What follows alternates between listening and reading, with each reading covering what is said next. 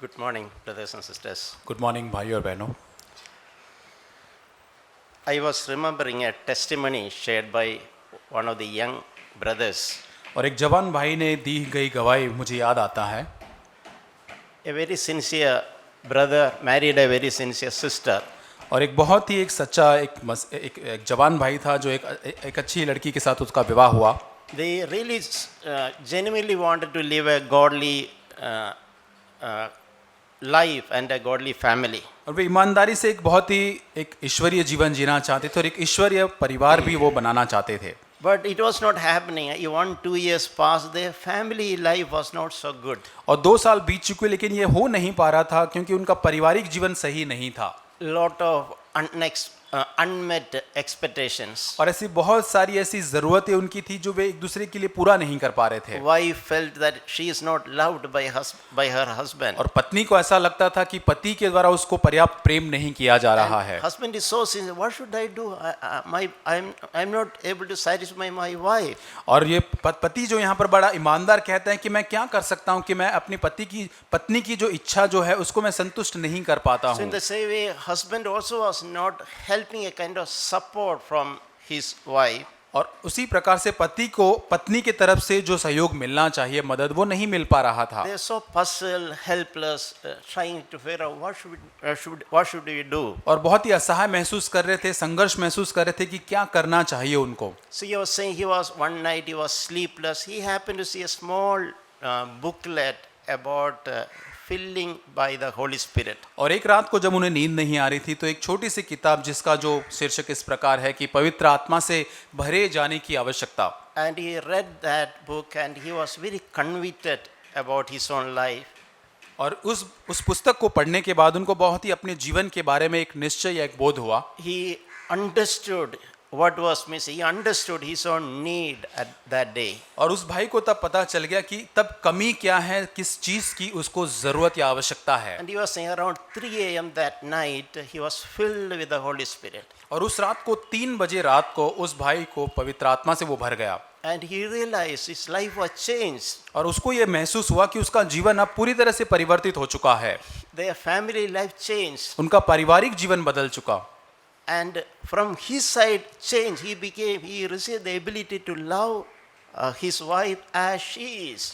और उसकी तरफ से जो पत्नी को प्रेम करने की योग्यता जो पूरी तरह से बदल गई, जैसे उसकी पत्नी है उस प्रकार वो उसको प्रेम करने लगा। So this is an example, an eye opener how we need power of the Holy Spirit in our daily life. और ये एक बहुत ही उत्कृष्ट उदाहरण है, हमारी आंखें खोलने वाली घटना है कि कितना अधिक हमारे जीवन में हमको पवित्र आत्मा की आवश्यकता है। Christian life is not a kind of self improvement program.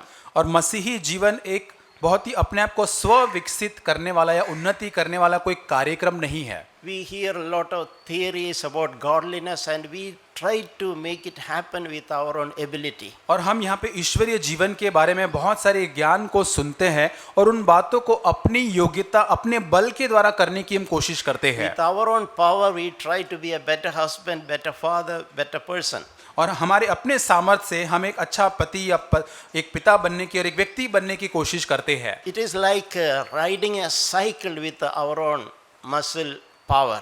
और वैसे ही है, जब साइकिल चलाते हैं अपने बल से अपने पैरों से जैसे उसको चलाते हैं उस प्रकार We can make some progress, we will become tired naturally. और हम थोड़ा सा उन्नति करेंगे लेकिन स्वाभाविक रूप से हम थक जाएंगे। But if that cycle is fitted with an engine, it makes a lot of difference. और लेकिन यदि उसी साइकिल के अंदर एक इंजन लगा दिया जाए तो उससे बड़ी भिन्नता आ जाएगी। So that is how God wants us to, not with our own muscle power, but by the power of the Holy Spirit. और यही परमेश्वर चाहता है कि हम अपनी योग्यता या अपनी सामर्थ्य के द्वारा हम उसको ना करें लेकिन परमेश्वर की सामर्थ्य के द्वारा उन बात को करें। So we can ask how many of us daily pray for the full filling of the Holy Spirit. हम अपने आप को पूछ सकते हैं कि प्रतिदिन कितने हम प्रार्थना करते हैं कि हम पवित्र आत्मा से भरे जाए। ऐसा प्रतिदिन हम कितने प्रार्थना करते हैं। When we get up in the morning, are we aware about our own need for the help of the Holy Spirit? और जब हम सुबह उठते हैं तो क्या हमको अपनी पवित्र आत्मा की जो जरूरत है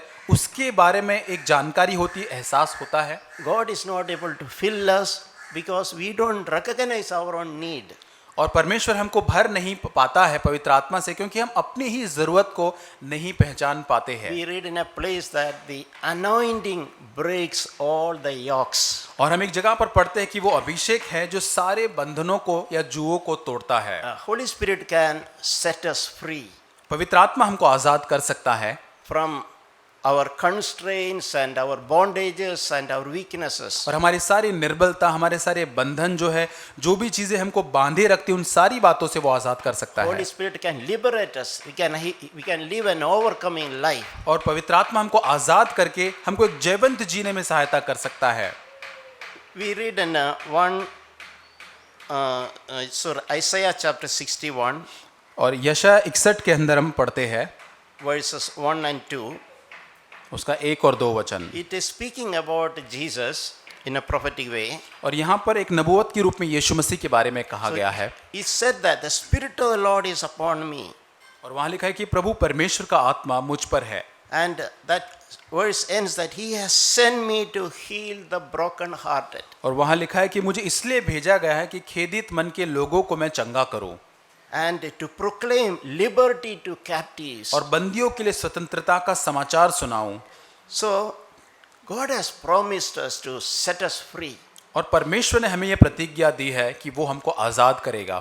And we have this promise before us to live an overcoming life in our daily life. और हमारे प्रतिदिन जीवन के अंदर हम एक जयवंत जीने की प्रतिज्ञा हमारे सामने हमारे पास है। But with our own self-improving effort, we cannot make it to happen. लेकिन हमारे खुद के प्रयत्नों के द्वारा जब हम अपने आप से अच्छा बेहतर बनना चाहते, अपने स्वयं से ये नहीं चलेगा। We should recognize our own need. हमको अपने स्वयं की आवश्यकता को जानना जरूरी है। We read a verse in Acts chapter 1 verse 8. और प्रेरितों के काम 1 अध्याय वचन 8 में इस प्रकार हम पढ़ते हैं। It says that Jesus told you will receive power when the Holy Spirit has come upon you. और वहां लिखा है परंतु जब पवित्र आत्मा तुम पर आएगा तब तुम सामर्थ पाओगे। So when the Holy Spirit come upon us, what happens?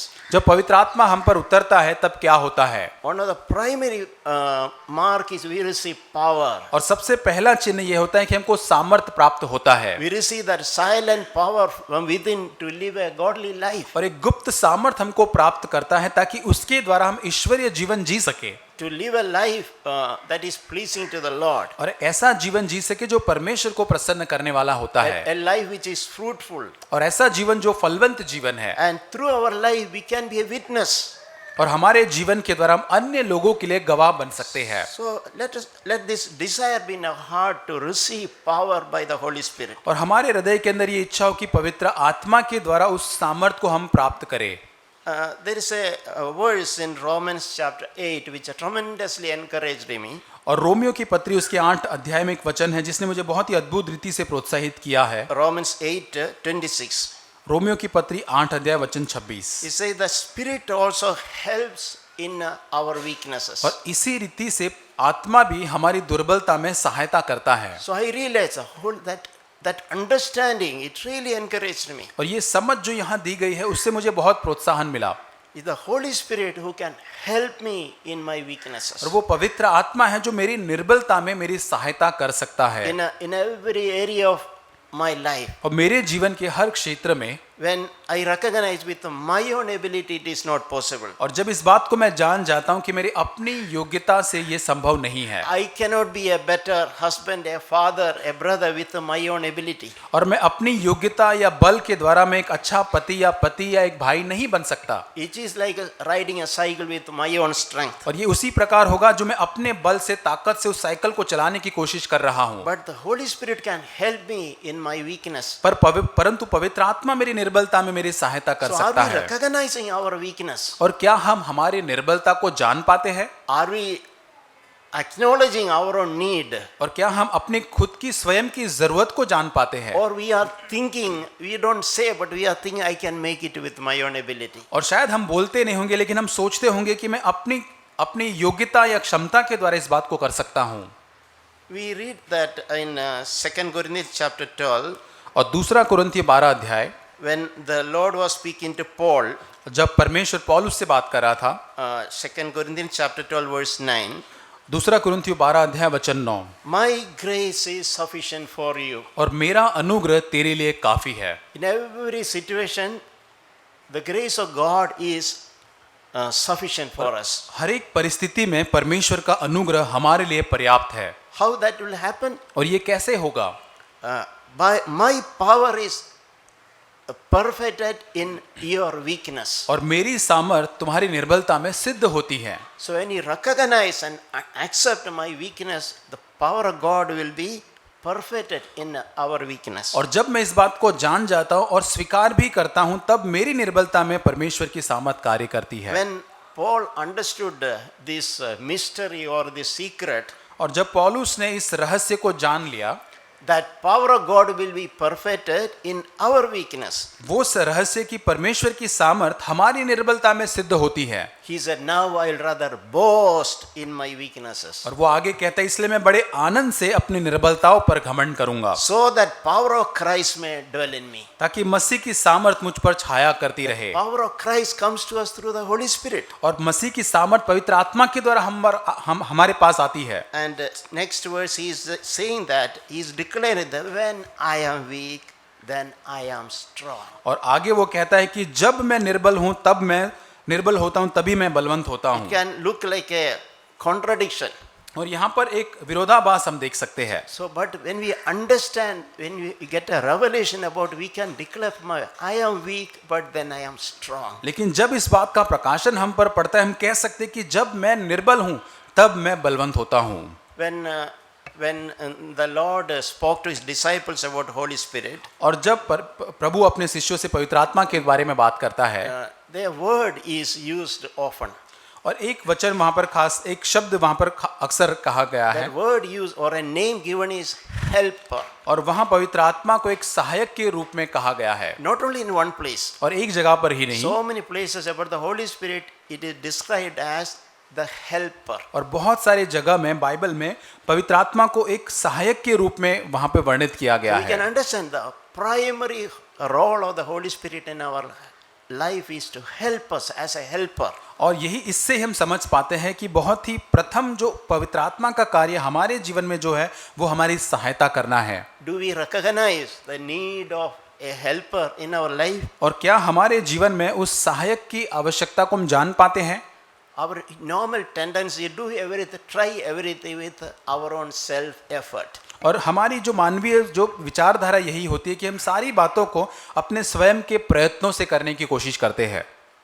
Our self effort has got a limit. और हमारे स्वयं के जो प्रयत्न होते हैं उसकी कुछ सीमा होती है। We may be able to slightly become a better person than someone else. और हो सकता है किसी और से थोड़ा सा बेहतर हम व्यक्ति बन पाते होंगे। But when you receive the help of the Holy Spirit, there is no limit what God can do in our life. लेकिन जब पवित्र आत्मा की सामर्थ को हम प्राप्त करते हैं तो परमेश्वर हमारे जीवन में क्या कुछ कर सकता है उसकी कोई सीमा नहीं Our होगी। lives can be changed हमारा जीवन परिवर्तित हो जाएगा as transformed people. और हम पूरी तरह से एक बदले हुए व्यक्ति होंगे। And in this context, Jesus also said that I will not leave you as orphans. और इसी संदर्भ में यीशु कहता है कि मैं तुम्हें अनाथ नहीं छोड़ूंगा।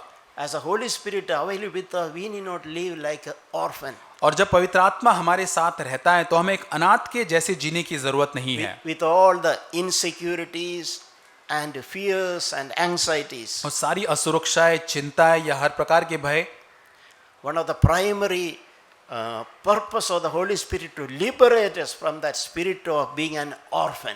और जो पवित्र आत्मा से हमको भरने का बहुत ही मुख्य जो उद्देश्य यही है ताकि उस अनाथ की जो भावना जो है उससे हम पूरी तरह से छुटकारा हमको मिले। When we receive the Holy Spirit, we can live a life of faith in Christ. और जब पवित्र आत्मा हमको प्राप्त होता है तो हम यीशु मसीह में एक विश्वास का जीवन जी सकते हैं।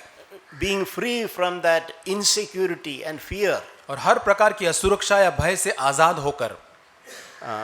And you know, when Jesus again, when he was speaking to his disciples, और जब यीशु मसीह अपने शिष्यों से बात कर रहा था, he told that it is good that I go away from you. और उसने कहा कि ये अच्छी बात है कि मैं तुमसे दूर होकर अब जाता हूँ। That in John chapter 16. और यूहन्ना उसका 16 अध्याय। So that may sound strange. और हो सकता है ये बहुत ही अजीब बात हमको लगे। probably disciple did not understand how can it be Jesus going away from us, how is it good for और us? शिष्यों ने सोचा होगा कि यीशु मसीह अब हमसे दूर जाने वाला, ये हमारे लिए अच्छी बात कैसे हो सकती है। We read that I tell you the truth, it is to your advantage that I go away. John 16:7. और उसका 7 वचन, यूहन्ना 16 उसका 7 वचन। For if I do not go away, the helper will not come to you. और वहां लिखा है कि परंतु यदि मैं नहीं जाऊंगा तो तुम्हारे पास वो सहायक नहीं आएगा, But if I go, I will send him to you. परंतु यदि मैं जाऊंगा तो मैं उसे तुम्हारे पास भेजूंगा। When Jesus was here as a man, he could be only present in one place. और जब यीशु मसीह इस धरती पर एक व्यक्ति के रूप में था तो वो एक जगह पर, एक ही स्थान पर, एक ही वक्त हो सकता था। He could be in a small group like the 12 disciples. He could be the 13th person. और वहां पर जब 12 शिष्य होते थे तो उनके बीच में वो हो सकता था। But when the Holy Spirit now, it is like Jesus is there personally with each one of us. लेकिन पवित्र आत्मा आने के बाद अब ये ऐसा है जैसे कि यीशु मसीह अब हमारे साथ व्यक्तिगत रूप से हर एक के साथ मौजूद है। Because Holy Spirit can be with all of us simultaneously. क्योंकि पवित्र आत्मा हमारे साथ हर वक्त हर जगह पर एक साथ में हो सकता है, Wherever we are. जहां कहीं हम हो। So that is why Jesus said it is for your benefit that I go away from you. और इसीलिए यीशु कहता है कि तुम्हारे ही भले के लिए मैं अच्छा है कि मैं जाऊं। So do we enjoy when we say that Jesus is with me, we are saying Holy Spirit is there with me. और यदि हम कहते कि यीशु मसीह साथ में है, इसका मतलब ये कहते कि पवित्र आत्मा मेरे साथ में है। So are we seeking the fellowship with the Holy Spirit today? और क्या हम आज पवित्र आत्मा के साथ उस संगति को खोज रहे हैं? And in our daily life, are you seeking to live taking help from the Holy Spirit? और क्या प्रतिदिन के जीवन में हम ऐसा जीवन जी रहे हैं जहां पर हम पवित्र आत्मा की मदद को खोजते हुए जीते हैं? In all aspects of our life, we can live a life continuously, helplessly, trusting in the power of the Holy Spirit. और प्रतिदिन हमको ऐसा जीवन चाहे कि हम असहाय रीति से पूरी तरह से पवित्र आत्मा की सामर्थ पर निर्भर होकर भरोसा रखकर जिए। Jesus told about abiding in Him. और यीशु मसीह ने उसमें बने रहने के बारे में कहा। Unlike a branch abides in the vine, it cannot survive. और जैसे एक दाखलता में डाली यदि बनी नहीं रहती तो उसका अस्तित्व नहीं हो सकता। Jesus told, without me you can do nothing. और यीशु कहता है कि मुझसे अलग होकर तुम कुछ भी नहीं कर सकते। Today that truth applies. Without the Holy Spirit we can do nothing. और आज वो सत्य हम पर लागू होता है कि पवित्र आत्मा के बिना हम कुछ भी नहीं कर सकते। One very important help that is available today is और आज बहुत ही महत्वपूर्ण सहायता या मदद जो हमारे लिए उपलब्ध है वो ये है, Holy Spirit can convict us about our life. और पवित्र आत्मा हमें हमारे जीवन का बोध दिला सकता है। How sensitive we are to listen to the voice of the Holy Spirit. और पवित्र आत्मा की आवाज सुनने के लिए हम कितने संवेदनशील है। If we are we used to conviction by the Holy Spirit? और क्या हम पवित्र आत्मा के द्वारा जो बोध आता है उसको जान पाते हैं? Some people they never get a conviction. और कई लोग होते हैं जिनको वो बोध आता ही नहीं है। Even believers, और यहाँ तक विश्वासी, they sin, they don't feel, they don't get a conviction. और वे पाप इस प्रकार करते जैसे उनको कोई उसका बोध ही नहीं होता है। That is why why it is so. और ऐसा क्यों होता है? Because they are not allowing Holy Spirit to work in their lives. क्योंकि वे पवित्र आत्मा को अनुमति नहीं दे रहे हैं उनके जीवन में काम करने के We लिए। read that in John chapter 16 verse 8. और यूहन्ना 16 उसके 8 वचन में इस बात को हम पढ़ते हैं। When the Holy Spirit comes, He will convict. और पवित्र आत्मा जब आएगा तो वो तुमको वो बोध को दिलाएगा। So we should be very grateful when we fall somewhere, if you sleep somewhere, if we are convicted, that means that Holy Spirit is active in our life. और बहुत ही धन्यवादी हमको होना है कि जहाँ कहीं हम गिर जाते हैं, हम फिसल जाते हैं और हमें उस बात का बोध होता है, हमें पता चलता है कि हमने वहाँ पाप किया है, तो वहाँ पवित्र आत्मा हमको उस बोध को दिला रहा है। Let us desire that we are quickly able to be convicted by the Holy Spirit. और हमारे अंदर यही इच्छा हो कि हम पवित्र आत्मा के द्वारा पूरी तरह से उस पाप के लिए बोध को हम प्राप्त कर सकें। When we are not convicted, meaning we are hardened. और जब हमें हमारे पाप का हमको मालूम पड़ जाता है, इसका मतलब we are hardened. और तब हमारा जो हृदय है पूरी तरह से कठोर होता है। Holy Spirit is not able to stir our conscience. और तब पवित्र आत्मा जो है हमारा जो विवेक है उसमें कार्य नहीं कर पाता We है। are keeping on disobeying and we are not disturbed. Our conscience is unaffected. और हम पूरी तरह से प्रभु की अनाज्ञाकारिता में जीते हैं और हमारे विवेक में कोई फर्क नहीं पड़ता You है। can check how sensitive is our conscience. हम अपने आप को जांच कर देख सकते हैं कि हमारा विवेक कितना संवेदनशील है। Are we quick in receiving that conviction by the Holy Spirit? और क्या तुरंत ही हमें हमारे पाप की जानकारी या बोध मिल जाता है पवित्र आत्मा के द्वारा? Or we have the habit of defending always? और लेकिन क्या हमारे अंदर ऐसी कोई आदत है कि हम अपने आप को हमेशा एक सही ठहराने की कोशिश करते Or हैं, justifying always? अपने आप को धर्मी ठहराने की कोशिश करते हैं? When the Holy Spirit trying to convict us, we always have a justification. और जब भी पवित्र आत्मा हमको बोध दिलाता है, हमको सही ठहराने की कोशिश, हम हमेशा उसमें कुछ बहाने देते हैं। And we can be like Adam. हम आदम के समान हो सकते हैं। He blamed his wife. और उसने आदम ने अपनी पत्नी के ऊपर दोष लगाया, He blamed also God. उसने परमेश्वर के ऊपर भी दोष लगाया। It is the wife whom you gave to me.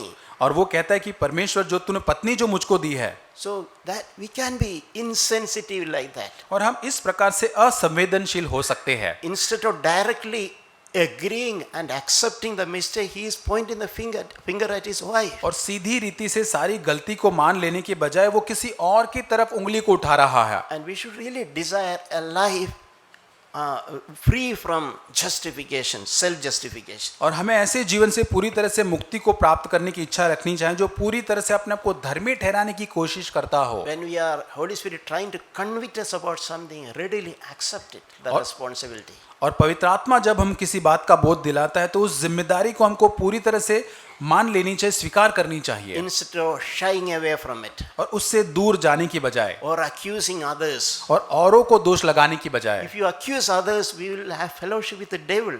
और यदि हम अन्य लोगों को दोष लगाते हैं तो हम शैतान के साथ संगति करेंगे। But if you are convicted, if you are willing to be convicted, we will have freedom from that sin. लेकिन यदि उस पाप से बोध दिलाए जाने की इच्छा यदि हमारे अंदर है तो उस पाप से हमको जय मिलेगा। Jesus told about Pharisees, they always justify themselves. और यीशु मसीह फरीसी के बारे में कहता है कि वे हमेशा अपने आप को धर्मी ठहराने की कोशिश करते हैं। They will never allow them to be convicted. वे कभी भी अनुमति नहीं देते हैं कि कोई उनको जाकर उनके पाप का बोध दिलाए। Always they will bring other justification, another answer. और हमेशा कोई ना कोई अपने आप को धर्मी ठहराने का कोई उत्तर या कोई बहाना, कोई भी चीज वो सामने लेकर They can आएंगे। always find a reason why they did something. और उनके पास हमेशा एक कारण होता है क्यों उन्होंने ऐसा किया उसके लिए, Without accepting their own mistake. और अपनी जो गलती जो उसको नहीं मानते हैं।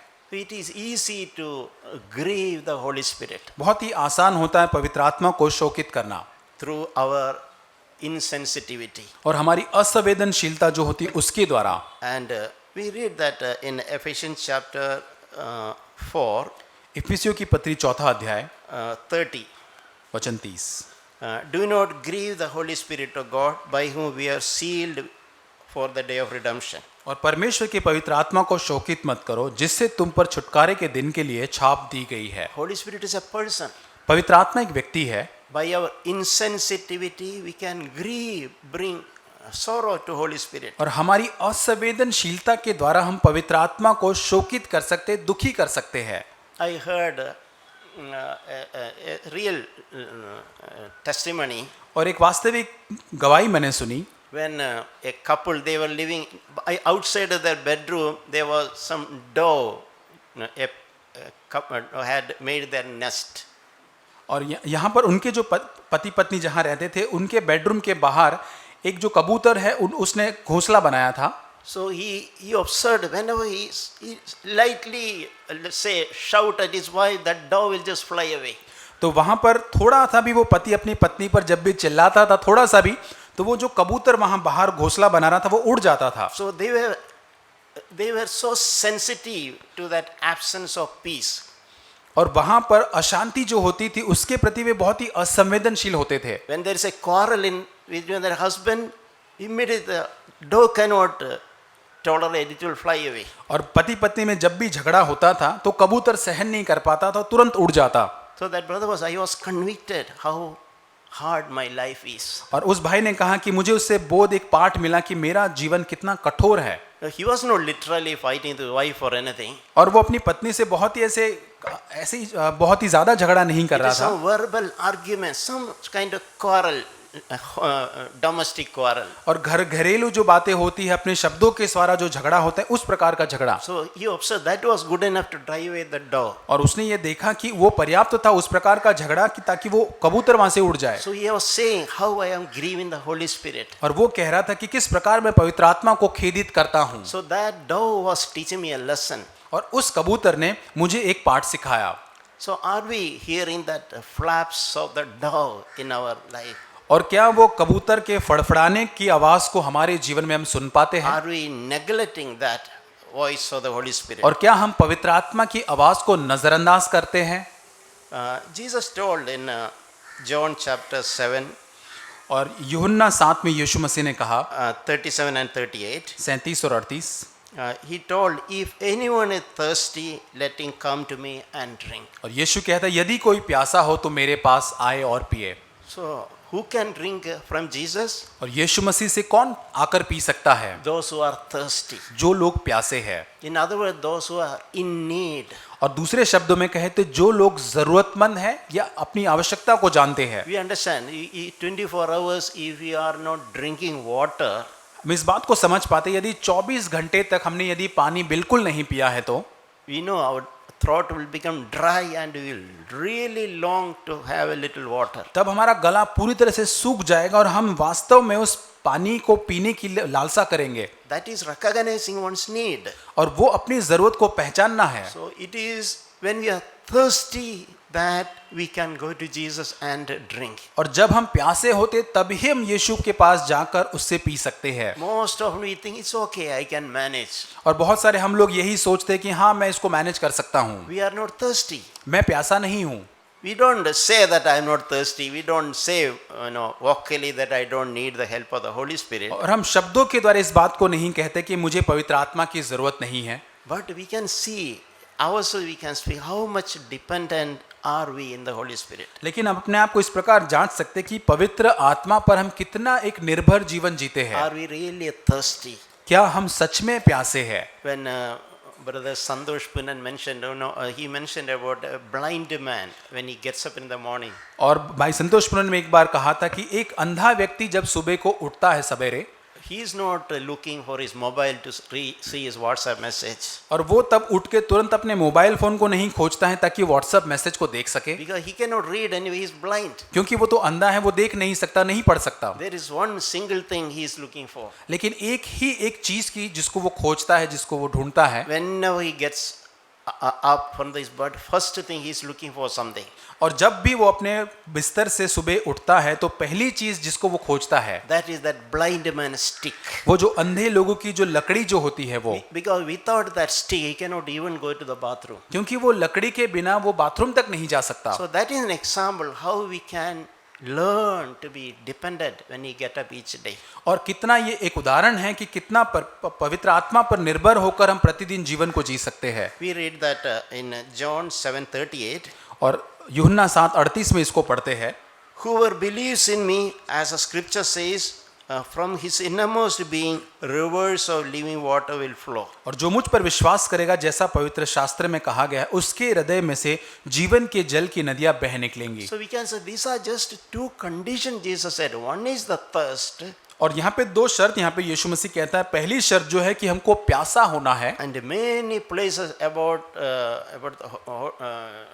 the Holy Spirit he mentioned about faith. और बहुत जगह पर पवित्र आत्मा के जहाँ के बारे में जहाँ लिखा है वहाँ विश्वास के बारे में लिखा गया है। Meaning once I should have that thirst, I should have that need. और पहली चीज जहाँ पे मुझे प्यास होना है, मुझे अपनी जरूरत की जानकारी होनी चाहिए। Second thing, I should know that I should believe that if I pray, I cry before Jesus, he will fill me. और दूसरी ओर मुझे एक विश्वास होना चाहिए कि जब मैं पुकारूंगा, प्रार्थना करूंगा, तब वो अपने पवित्र आत्मा से मुझको भरेगा। So when we are thirsty and when we believe Holy Spirit can come in such a way the rivers of living water will flow out of us. और जब हम प्यासे होंगे और जब हम हमारे हृदय से विश्वास करेंगे तब पवित्र आत्मा हमारे जीवन में आकर हमको हमारे भीतर से जल की नदियां तब बह So निकलेंगी। that is a good experience. It's not something just superficial, external. और ये बहुत एक अद्भुत बात है, केवल बाहरी रूप से दिखने वाली बनावटी बात नहीं होगी। Jesus said, from your innermost being, rivers of living water will flow. और यीशु मसीह कहता है कि तुम्हारे हृदय की भीतर से, तुम्हारे भीतर से जल की नदियां बह निकलेंगी। So a genuine inward, inside outward. ये भीतर वास्तविकता में होने वाला, भीतर से बाहर बहने वाला एक परिवर्तन होगा। So may God really help us to preserve that thirst, that need in our life. और परमेश्वर हमारी सहायता करे ताकि हम उस प्यास को हमारे जीवन के अंदर, उस जरूरत को हमारे जीवन के अंदर हम बनाए रख सकें। And also believe that if I ask before God, He will never send me away. और यही बात का विश्वास भी करे कि जब मैं उसको मांगूंगा तब वो मुझे बाहर नहीं, वो मुझसे दूर नहीं करेगा उस बात को। Fill my vessel. वो मेरे उस कटोरे को, बर्तन को भर देगा। To the extent we need. और जित आवश्यकता की हमको जरूरत है उस आवश्यकता तक भरेगा। So dear children, young people, all of us, let that thirst be in our lives. और जितने बच्चे हैं, जवान हैं, सभी लोग हमारे जीवन के अंदर ये एक प्यास होने पाए। Are we struggling in many areas in our life? और क्या हमारे जीवन के अंदर बहुत सारे क्षेत्रों में क्या हम आज संघर्ष कर रहे हैं And not knowing what to do? और ये न जानते हुए कि हमको क्या करना है? Let us remember this. Holy Spirit helps us in our weakness. इस बात को आए हम स्मरण करें कि पवित्र आत्मा हमारी निर्बलता में हमारी सहायता करता है। And if you are thirsty, the Lord will fill us. और यदि हम प्यासे हैं तो प्रभु हमको भरेगा। It will happen from our innermost being. और ये हमारे भीतरी जीवन से होगा। It is not just a self-improvement. और ये केवल खुद को अच्छा करने वाला कोई कार्यक्रम नहीं होगा। Someone is Jesus is a new creation. और किसी ने इस प्रकार, यीशु मसीह में हम नई सृष्टि है। Old things are passed away. और पुरानी बातें बीत चुकी हैं। So that's a wonderful experience. Like a new creation we can be. और हम एक नई सृष्टि के समान बन सकते हैं। All the yoke which is binding us, we can set free from those. और सारे बंधन जुए जो हमको बांधे हुए हैं, उन सारी बातों से हम आजाद हो सकते हैं। Our addictions, और हमारे सारे जो व्यसन हैं, our bad habits, हमारी बुरी आदतें हैं, which we are struggling to overcome with our own power. और जहां हम अपने बल, अपने सामर्थ्य से उस पर जय पाने के लिए बहुत ही संघर्ष कर रहे हैं, Holy Spirit can liberate us. पवित्र आत्मा हमको वहां आजाद कर सकता He है will set the captives free. और वो बंदियों को वहां पे स्वतंत्र करेगा। Are we captives of anger, discouragement, many such evil, bad, sinful natures? और क्या हम क्रोध है या चिंता है, उन सारी बातों के बंदी या कैदी बन चुके हैं? Solution is seek the help of the Holy Spirit. और समाधान यही है कि हम पवित्र आत्मा की सहायता को खोजें। We can be a new creation. हम एक नई सृष्टि बन सकते हैं। We read, I am closing, Ephesians chapter 5, और अंत में इफिसियों की पत्री 5 अध्याय 18 वचन। there is a remarkable commandment. ये बहुत ही अद्भुत यहाँ पर एक आज्ञा है। We know this, I know, we know this in theory, all of us. और हम सभी इस बात को जानते हैं किताबी रूप में, ज्ञान के रूप में। That is, do not get drunk with wine, और दाखरस ले मतवाले न बनो, but be filled with the Holy Spirit. पर पवित्र आत्मा से परिपूर्ण होते जाओ। The way it is written, it is not a one-time event. और यहाँ पर जिस प्रकार लिखा गया है वो एक बार होने वाली घटना नहीं है। Be filled with Holy Spirit daily in that sense. और ऐसे लिखा है कि पवित्र आत्मा से प्रतिदिन आप परिपूर्ण या भरते चले जाओ। So don't happy with some experience we had in the past. और इससे हम खुश न हो जाए कि अतीत के अंदर, भूतकाल में कोई अनुभव हमको मिला था पवित्र आत्मा का, Some help we received in the past. और कुछ मदद हमको मिली थी अतीत में, But we need to be filled every day. लेकिन हमको पवित्र आत्मा से प्रतिदिन भरना है। Because there is a saying that yesterday's fire is today it is an ash. और ऐसी कहावत है कि कल की जो आग थी वो आज राख बन चुकी है। And it's interesting that it is written in the context of family life. और बहुत ही दिलचस्प बात यहाँ पे परिवार के संबंध में ये बात लिखी गई So है। many things are written in the following verses. और उसके आने वाले आगे के वचन में बहुत सारी चीजें लिखी You है। can speak to one another psalms and hymns, and you can make melody in your heart to the Lord. और आपस में भजन और स्तुतिगान और आत्मिक गीत गा सकते हैं। Meaning there will be a rejoicing in our in our heart. और इसका मतलब हमारे जीवन के अंदर एक आनंद होगा। Holy Spirit will drive out all the depression and discouragement. और पवित्र आत्मा सारी निराशा, उदासी, जो हताशा होती है, उसको पवित्र आत्मा पूरी तरह से दूर कर देगा। A joyful heart is like a good medicine. और एक आनंदित हृदय एक औषधि के समान होता है। That is what Holy Spirit can do in our life. और यही पवित्र आत्मा हमारे जीवन में कर सकता He है। can give beauty for ashes. और राख के बदले में वो हमको सुंदरता दे सकता है। It speaks about a husband loving his wife. और पति अपनी पत्नियों से प्रेम करने के संबंध में यहाँ लिखा गया He है। speaks about wife being able to be live in subjection to her husband. और पत्नी अपने पति की अधीनता में रहने के संबंध में लिखा गया है। May God really help us प्रभु हमारी सहायता करे and preserve that desire and need, so that every day we can pray and receive the fullness of the Holy Spirit in our life. ताकि हमारे जीवन के अंदर वो जो आवश्यकता पवित्र आत्मा की, उसको हम बनाए रख सके और उससे हम प्रतिदिन हमारे जीवन में पवित्र आत्मा से भरते जाए। Amen. आमीन।